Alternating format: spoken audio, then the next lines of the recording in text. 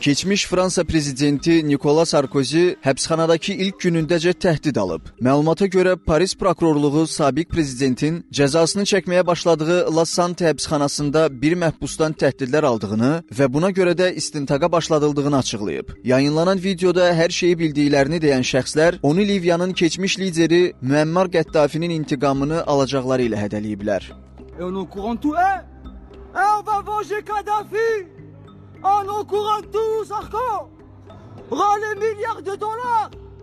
Video sosial şəbəkələrdə yayılandan sonra polis həmin şəxslərin kameralarında axtarış aparıb. 3 məhbus dindirilməyə aparılıb. Həbsxana rəhbərliyi onların kameralarında inzibati axtarış aparıb və bu zaman 2 telefon ələ keçirilib. Sarkozy'nin qaldığı kameraya 24 saatlıq mühafizə üçün 2 özəl hüquq mühafizə orqanı əməkdaşları yerləşdirilib. Onlar eks-prezidenti 5 il qoruyacaqlar. Mühafizəçilər Sarkozy'ni gündəlik 1 saatlıq gəzintisində, həmçinin idman salonuna və kitabxanaya gedərkən müşahidə edəcəklər.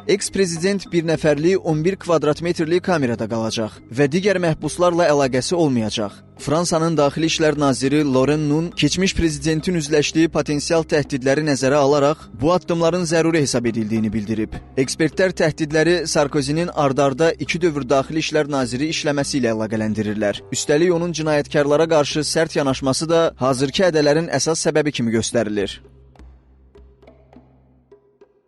O, bir müddət Daxili İşlər naziri olub. Sərtliyi ilə tanınırdı. Bir çox cinayətkar qrupları cəzalandırıb. Ehtimallardan biri də Sarkozy'dən qisas almaq istəyi idi. Lakin istintaqın davam etdiyi bir vaxtda dəqiq bir şey demək mümkünsüzdür.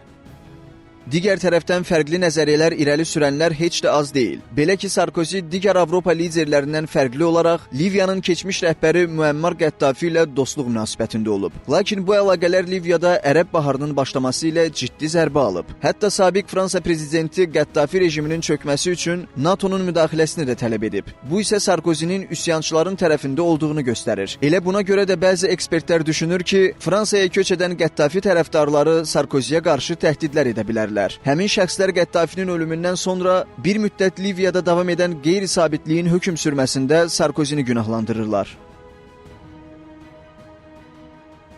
Sarkozy Fransa tarixində 1958-ci ildən bəri həbs edilən ilk keçmiş prezident oldu. Lakin təhdid olunmasının arxasında Ərəb baharının səbəbkarlarından biri kimi görülməsi dayana bilər. Əlbəttə, istintaq davam edir. Lakin bu variantları da nəzərə almaqda fayda var.